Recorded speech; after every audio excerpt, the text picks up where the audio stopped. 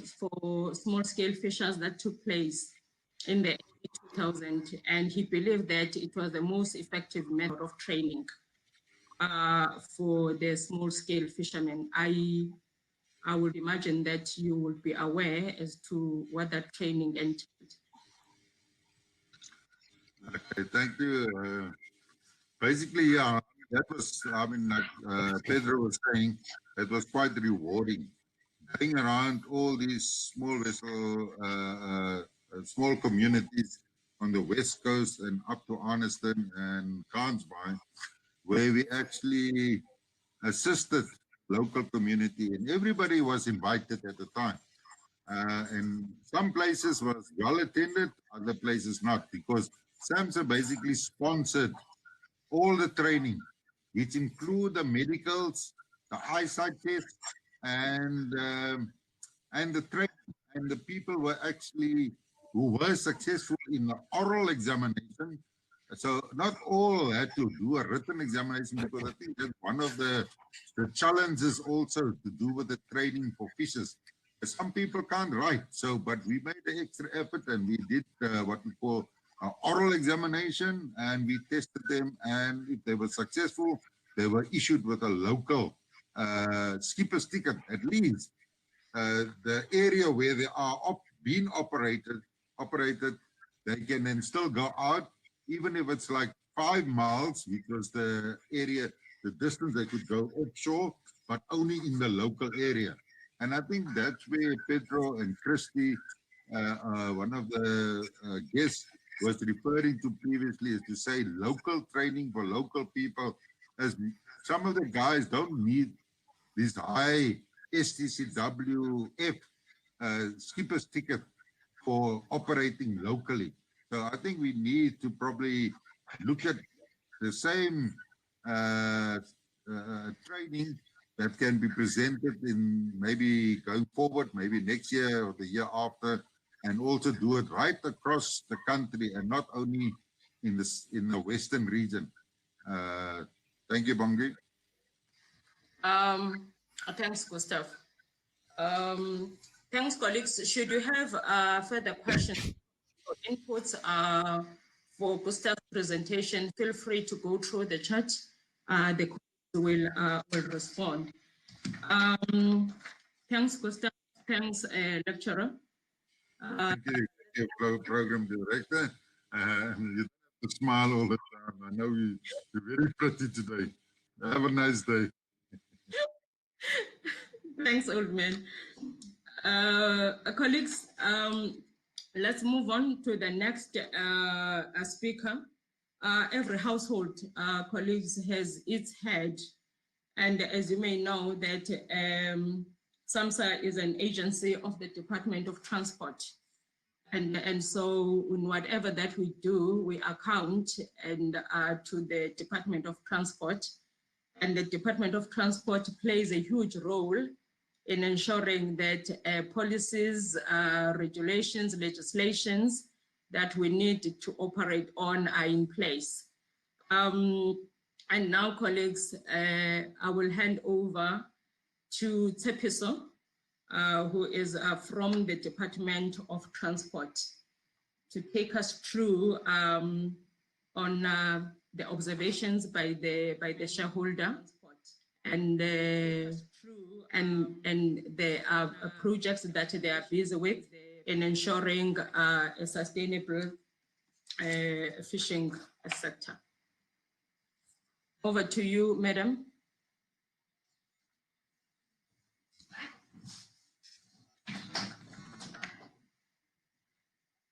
Tepiso, can you unmute?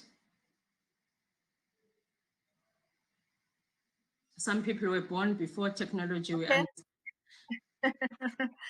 Sorry about that one. I just don't see the normal cross, and then I thought it's on and move. Thank you, Ms. Stoffile, and then thank to all the speakers before from the early morning session. And we have been, I have been noting in this session.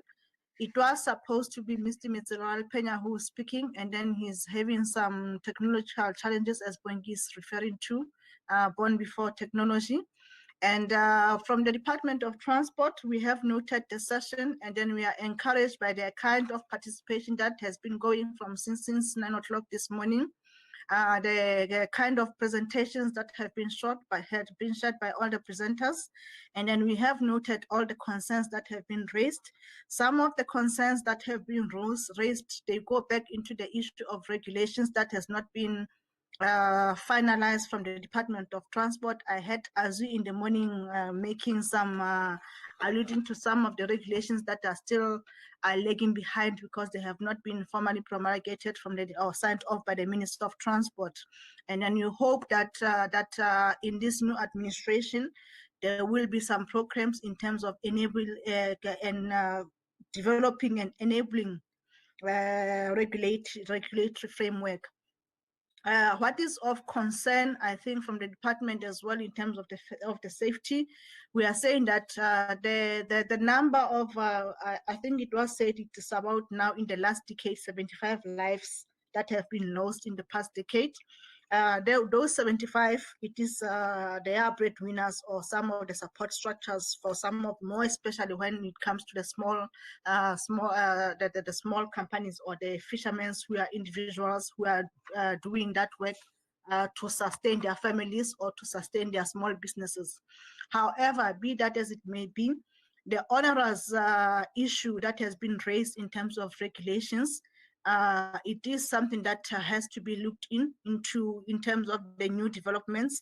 I think COVID-19 has challenged all of us to come up with some changes so that we can allow the sector to be more sustainable and then more operational. There is an issue, an outstanding issue that we have been trying to push since the advance of the Operation Pakisa, and then that is about the vessel recapitalization. We're looking into a model of finding a sustainable model in us, then how then can we assist the small fishermen to acquire the boats, which will obviously increase on safety aspects. I've heard, I think it was from the last speaker from Captain Carl, where he was saying that SAMSA has invested in about 800 devices. And then of those 800 devices, only a few of them are working because people don't want to be policed. The same goes for the regulations. People don't want to follow the regulations to the teeth because they feel that it is too much of a work. It is too much administrative work, of which we agree the administrative burden can be too much. And then those are the things that we need, that has been raised even at the IMO, that we need to reduce the administrative burden to the, whether it is the seafarers, whether it is the fishermen, but we need to be cognizant of the issue of the administrative burden. The other issue that is coming out from this session is the issue of the cost implication. As I've pointed out, that since the advent of Operation Pakisa, we have been trying to put together the vessel recapitalization process. That process is going to be a little bit longer because it requires a substantive funding. In order for us to come up with we wanted to come up with a protocol with a prototype, and then we should be able to sell that prototype to the fishermen so that at least they can be having safe vessels. But then that is a process that we will still we are still working on into then how best can we achieve come out with the best prototype and then the best outcome into that one. So we will keep the industry abreast in terms of developments when it comes to that one. And then in terms of the safety, the regulations that have been lying maybe dormant. Some have been saying that some of the regulations are over more than 7 years, and then they are old, and then they need to be reviewed. We need to review those regulations in view of assisting the sector to be more sustainable and then more operational and then at minimal cost as much as we can. Because as we have indicated that if you are not using the device, as Captain has alluded, please return it back to SAMSA, because if you feel that you don't want to be policed. But then also then it comes to the issue of that if those safety devices are taken away from the operators, which are the fishermen, then what are we saying about the safety of the fishermen? Because every other incident or accident that happens is recorded with the IMO, and then it sheds some light, either negative or positive, in terms of our safety fishing, the safety of fishing in South African borders. And then we would then appeal to all the people, more especially the small fishermen, if you can just activate those what has been given to you. It is part of an outreach program from SAMSA, and then we commend them and then appreciate them. And then as we go forward, we should also find a better way on then how best then can we share some of the resources or say some of the newest technology with the sector, so that at least we can ensure that safety standards are improved greatly. We have noted also the issue of basic education. I think it was raised earlier also in the morning. We cannot emphasize more in terms of the starting the program with youngsters as much as early as we can. There is I know that our Director General has instructed Mr. Ntuli, our policy section, to look into the program whereby we can have a curriculum that will address some of the issues that are coming out of maritime space. And then he was mandated to start negotiations with basic educations to find how best then can we include or restructure that curriculum to include some elements from maritime, so that we start them the youngsters young, and then we ensure that some of the things that the basic knowledge that is supposed to be there when it comes to maritime, whether it's shipping, whether it's fishing, it is there with the youngsters as they progress through their education system. The issue of illiteracy, it is something that I think ASUI is also working on, in terms of then how best then to accommodate those people who cannot read or write, and then we have to ensure that they have got their licenses, and then they have got proper certification. And then we should be more than anything worried of the fact that the fishing industry, more especially when you speak about the small operators, it is about sustaining their livelihoods, and then it is one of the SDGs that we have to promote as South Africa. And then from the Department of Transport, then we have to ensure, together with our regulator, which is SAMSA, we have to make sure that everything that that promotes the growth or that promotes employment is sustained accordingly. We have, I think we have noted some of the issues that have been raised on the chat room, and then those ones that are relevant to the Department of Transport, we will just try to find out then how best we will be able to. I think it was Captain Carl Otto who was alluding to the issue of the devices. We are saying that the fishermen must be able to be traced whenever they are at sea, irrespective of their, I don't know whether it is the allocation rights. We would love to participate in the fishing allocates program with the Department of Fisheries. Currently, it is still a program, I know, and then we are aware of that one. But then we should be able to, as government, we should be able to come up with the flexibility in terms of the programs, of the regulations. If somebody has got 5 miles of operations, can't we just be flexible as South Africa and then extend that maybe by 2 other miles or 1 mile, so that people can, if they have got devices, then they don't feel like that they have to be policed into their allocated space, because as indicated by also the interesting one, that the fish is not where you want it to be, and then it will be somewhere else, and then you have to catch that fish in order for you to meet your target for the day, and then for you to make a living. The ceremonies of of 2019, it has been emphasized from the morning, And then it is something that we are continuously looking into the implementation and enforcement in terms of the ceremonials.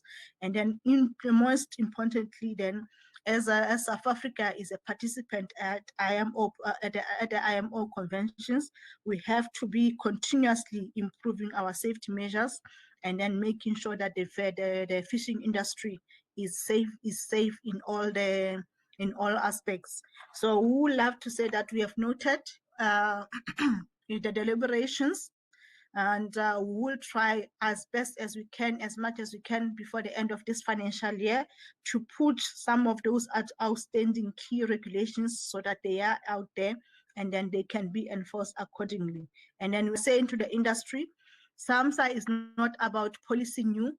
SAMSA is about improving your safety. And then if they are there to work with you, please be accommodative and then work with them to improve safety protocols. And we cannot work alone as the department, together with SAMSA, together with all other bodies. It was mentioned that the NSIR people, they are all volunteers. We should be appreciative of that, of the fact that they are giving us their time, and then they are not paid for whatever that one. And then to the fishing industry, let us be receptive. Let us not abuse the system. Let us ensure our safety as we push our livelihoods in terms of finding those catches for the day. Let us ensure safety at all the times, and then work with all the enforcement, the law agencies, in order for us to keep our shores safe in terms of fishing. And then from ourselves, those are the observations. And then we would love to extend our thanks to the department, to the Maritime Review for hosting, in together with our agency, SAMSA, and then all the participants for today. We have noted all the chat questions, and then anything that needs to be activated from our side, we will keep you updated from our through SAMSA. And thank you for listening. And then that's all from us. Thank you. Thanks, Tepi. So colleagues, when Makulubas has spoken, no one can say anything. I think there's someone, Tepiso, that has been sending messages to me to say when. We regard this year as the year of action, not the year of planning. So this anonymous person is saying that we've been planning for the past decades. So it's time now to act. But Tepiso has responded to that by saying that all what is outstanding from DOT in terms of regulations will be attended to before the end of this financial year. And next year we'll be here at Tepiso to check if that has taken place. But we believe that working together with you as well as the stakeholders, we can achieve more. Colleagues, one question that I have,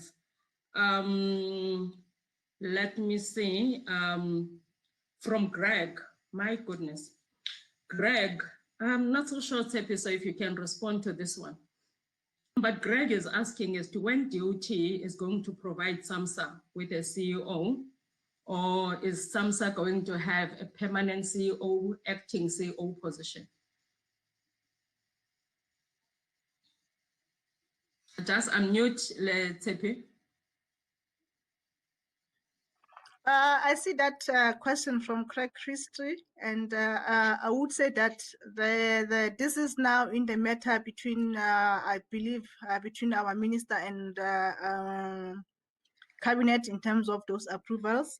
I do believe that the interviews were held some time ago, and then to date we have not had any movement on that one. So I cannot really put a time frame on this one, and we'll keep you posted. After every cabinet meeting, we also check if the approval has been granted for a new CEO at SAMSA. So Unfortunately, I don't have a straight answer on that one. Okay, now we understand. Now we understand. Tsepi, thanks so much, and thanks for your contribution and the undertakings that you've made. I believe that the fishing community will be much more interested on the vessel recapitalization program. It's been coming up for quite a while, and they are looking forward to the implementation.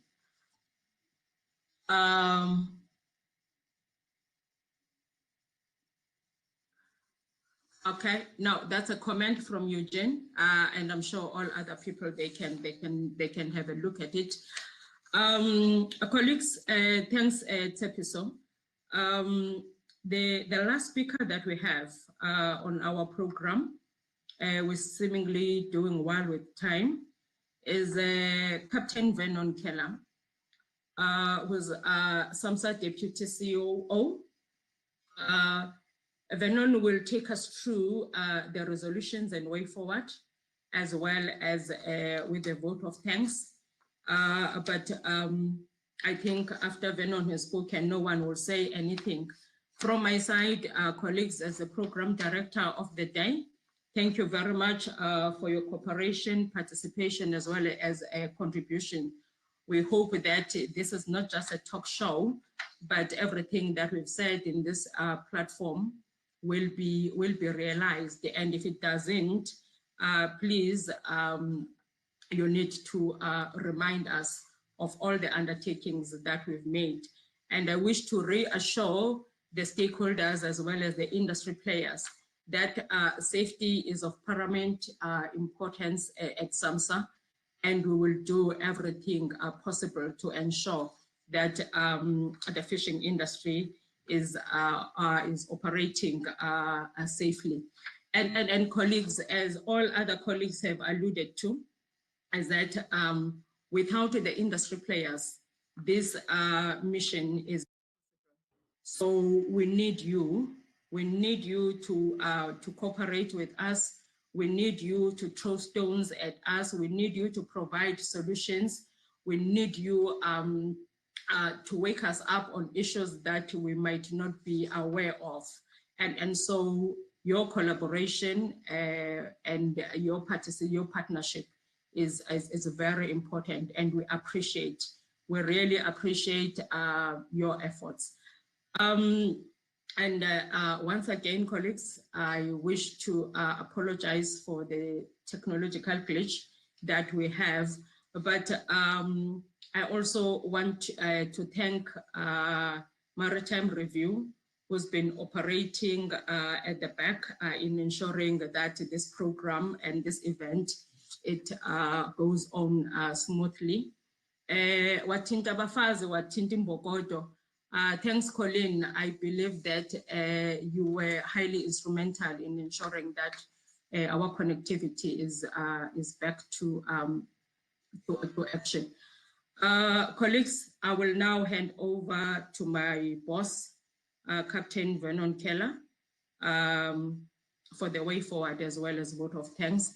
But colleagues, I also wish to say that this is not the last of our interactions. We need to keep the communication channels open in whatever type of forum. Thank you. Captain Vernon Keller. Good afternoon, everybody. I hope you can all hear me. Thank you for this opportunity to close out this endeavor today. So I thought what we'll do today as part of the resolutions and the way forward, that I'll maybe just explain a couple of things before we get into the resolutions. So I've prepared a very small presentation. It's only 3 or 4 slides. What you guys can see there is some of the things that we as a country face. These are C-188 failures, you know. There was a vessel quite recently at the end of last year that called into our port in Cape Town. And when we went on board the vessel, we found horrific conditions on board this vessel. In the end, it led to us actually detaining the vessel, informing the flag state as well as the ILO, just to point out how bad this vessel was. Currently, this vessel is still in Cape Town. And it just shows how much improvement the industry still needs globally. And I think that is a focus point that we all have to focus on going forward. SAMSA has very much looked at our strategic objectives of what we want to achieve for the next 5 years. And some of those key objectives is obviously to ensure that we have a very safe industry, as well as clean seas, and then also ensure that our training regime is some of the best in the world. And I've heard a couple of complaints and inputs and suggestions in terms of those strategic objectives. So it's good that we have this Fishing Indaba forum where we can actually share those ideas. I thought I could provide some key statistics for you guys so that you can just see where we're coming on. Because of the changes that we would like to effect, we have decided that part of our strategic objectives is to introduce new key performance indicators. Those indicators are to have a fatality incident rate, a maritime incident rate, and a maritime pollution rate. And these rates are obviously over the amount of vessels that we normally have in South Africa, and it's per 1,000 vessels. So last year, when we looked at things, our fatality incident rate was 1.32. Our maritime incident rate was 7.12, and that is only the reportable maritime incidences that we have. We are unsure of the unreportable incidences that we have. And if you monitor websites like the NSRI websites and stuff like that, you'll see that there's still many incidences involving fishers, that we have to focus on to help improve conditions for our fishing fleets. The pollution incident rate is 0.84. Most of those pollution incidents obviously occur with the larger vessels, but we've had some very serious pollution incidences with some of the larger fishing vessels as well. One of the things that I thought I'll show you guys today is the admissions of contraventions that SAMSA have issued in the last 5 years, just to give you an indication of the kind of deterrent that we would like to be. Last year, we issued 3.4 million rands worth of AOCs. Now, AOCs, for the layman out there, most people just refer to it as a fine, but it is actually an admission of contravention. At 3.4 million, a lot of that has been for foreign fishing vessels. And it just shows that in order for us to improve our culture, we need to act as a deterrent, and that takes many people to do that. So in terms of our resolutions, when you look at resolutions, there's a couple of things that I've identified that we've spoken about today. Some of that was a self-safety culture. Some of that was with regards to the equipment and construction standards of our vessels. Some of the things were discussions around training and qualifications of our fishers. Some of it was about industry development. But we've also seen that we want to see a trend analysis to know exactly which is the areas that we have to focus on and to act as a deterrent as well, to help improve our industry. Now, when we look at our resolutions, and we'll have a couple of minutes to talk about the resolutions, we have to focus on the where. The where are we? The what do we want out of us? The why do we need the change?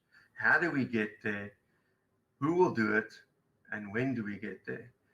These are clear objectives that we need to focus on when we put together our resolutions and the way forward. So with that short summary, I would like to open up the floor to the industry. We'll be monitoring the chat room for 5 minutes, just so we can see some of the resolutions surrounding those topics that you would like to see as an industry. So that's it. Let's open it up to the floor.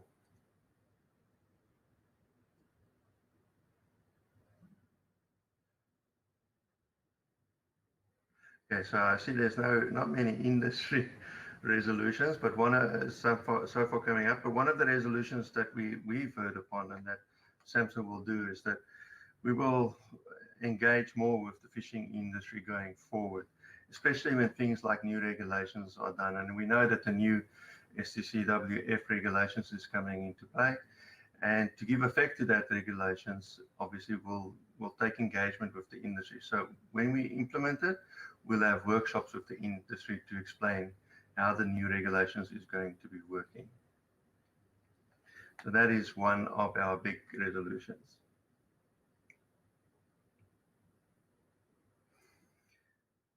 Okay, I can see another resolution that we've had is because we've spoken a lot about the small scale fishers and industry development. So we will try and engage as much as possible with local communities, rural communities. We'll try and sort out things like when our surveyors go to these industries, these local players, to help promote the industry. So that's another resolution that I think as SAMSA we would like to look at.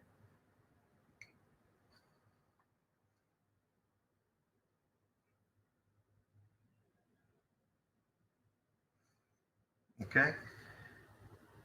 We would also, I think what's important to do is obviously we like to be as transparent as possible. And industry cannot move forward by not being transparent.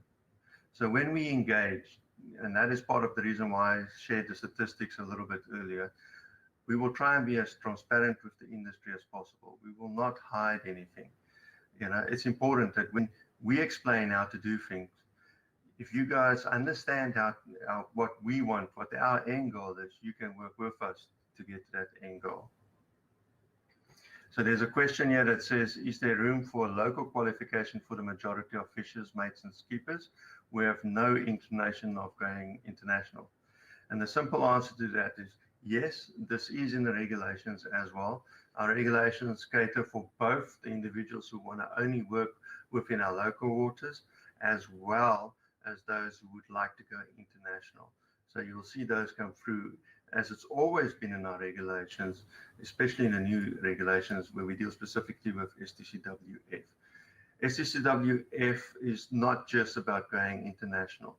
It is also about looking at how we do our local tickets.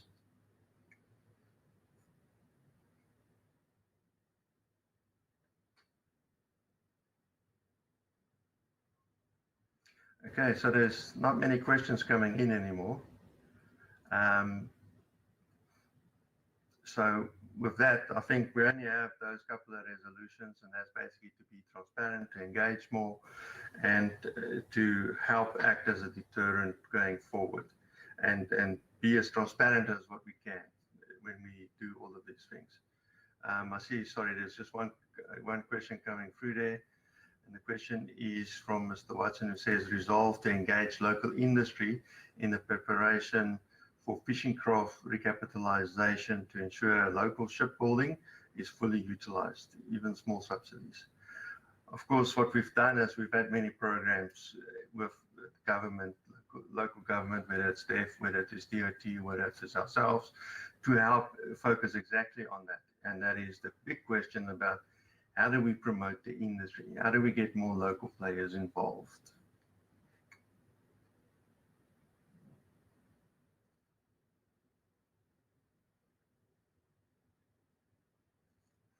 Okay, I see there's another question in terms of, are we going to introduce mother tongue examinations? I think it's a rather tricky one as in terms of that one, because it means that we have to have surveyors that can deal with all of our different languages that we have in South Africa. And that is obviously a problem.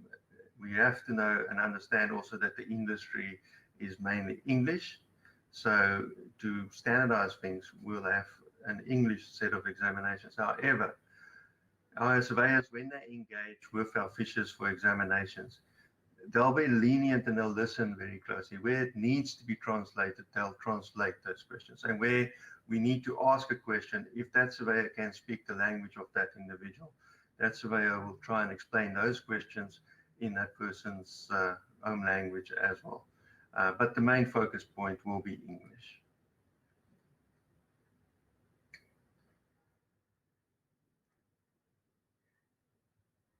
Yeah, I see there is Mr. Kumalo.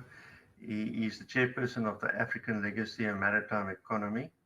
And they say that they inspire youth to invest in maritime entrepreneurship in rural areas. and townships. Agriculture is one of the initiatives that they promote for the local communities who reside near coastal. So I would gather a wish that if you would like to hear more of those programs, to actually contact that organization so that they can explain more. And there's another question of literacy. Old seamen is a problem. They have huge experience, but will never pass the exams to get, for example, radio tickets. What we have to remember is when we do these examinations, if there is really a problem that a particular seafarer cannot have a proper literacy going forward, where they cannot write the exams or stuff like that, we are very accommodating, and we try to be as accommodating as possible, and we will do practical examinations or ask oral questions to that individual, because we are trying and we will continue to try and work together with the industry.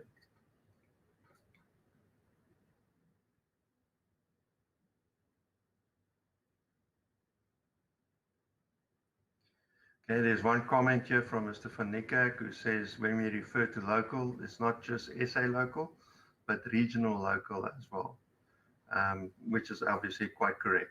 We're not talking local as just South Africa. When we talk local and international, international means all of the regional players, and of course in Africa and the SADC regions, we really try and help our fellow seafarers out there as well in the fishing communities where it makes sense.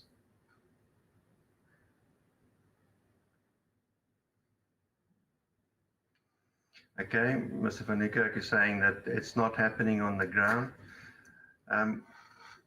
We have our objectives as SAMSA, and we realize that there's a lot of improvements that can be made. But we want to be more forthcoming. We want to be more on the ground. We want to be more visible going forward. And that's why we're engaging with the industry, and we'll try and engage as regularly as possible.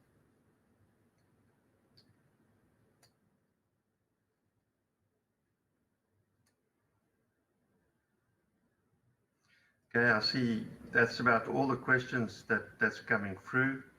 So what we will do is obviously we'll try and consolidate everything in this indaba that we've had, and we'll try and put it out to the industry so that there's an action list that we can work forward and provide input as we go along. Okay. On that note, I think it's important that we obviously get to a conclusion also. So, you know, there's a question that I've always been asking myself is, what kind of music our fishers listen to while they're out there catching fish? Well, I think I've come to a realization that it must always be something catchy. But anyways, jokes aside, I've been asked to apologize and stand in for our acting CEO, Mr. Tilai, who unfortunately could not join us today. But on behalf of him, as well as SAMSA, I would like to thank everybody for joining us today. It's only through partnering with the fishing industry that we can together help with transformation, job creation, and improving the safety culture for all our fishers. SAMSA's objectives to ensure safe seas, clean seas, and to promote the South African maritime industry remain our top priority. Our world faces new challenges today, such as the pandemic, the coronavirus pandemic, which has severely impacted on the livelihood of our fishers as well as the South African economy.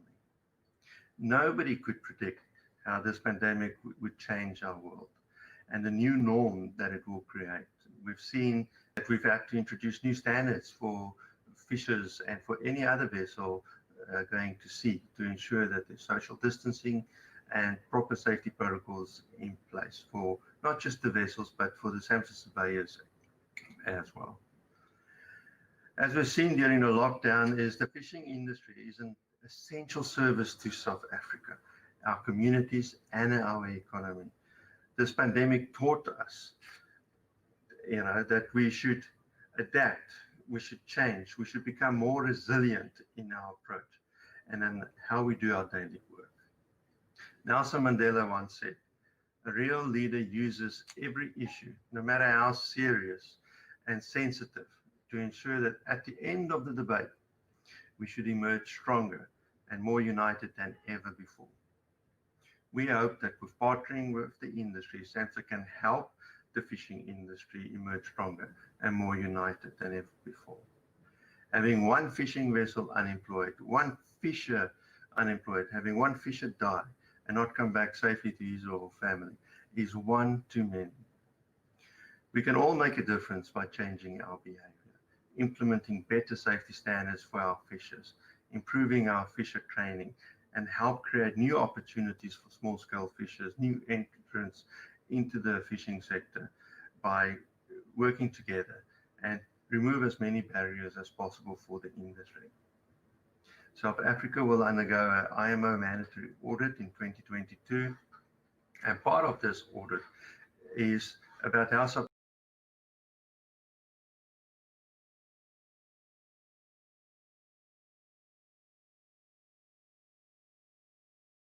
and fulfill all of our international obligations and to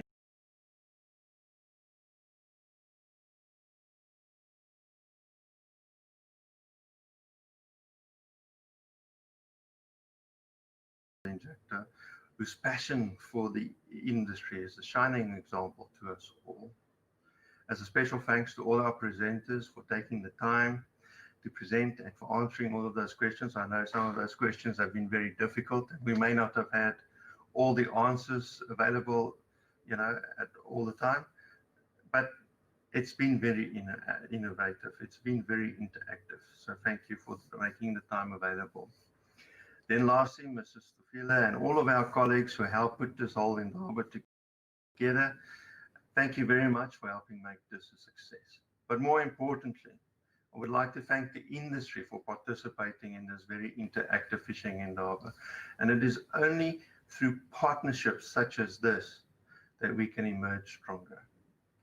I would like to remind everybody to maintain social distancing, wear a mask, wash your hands regularly, and be as safe as possible. We've seen how this pandemic have taken lives. Let's not have the pandemic take more lives. Let's protect our fishers when they're out there at sea. Then, on a very last note, once again, on behalf of SAMSA, Maritime Review, and everybody else that participated, thank you very much, and I wish you all a wonderful day. Thanks.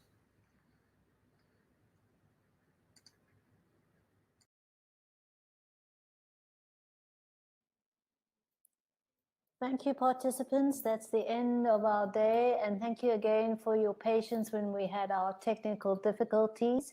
There will be a link to the replay of this broadcast, and there will be an article in Maritime Review and some follow-up in a future magazine. We will be going off air now. Your comments have been captured, and we really enjoyed spending this day with you. Thank you. Thanks, Colleen. Thanks, Colin. Thank you, Colin. Thank you, SAMSA. Thank you. Have a nice day.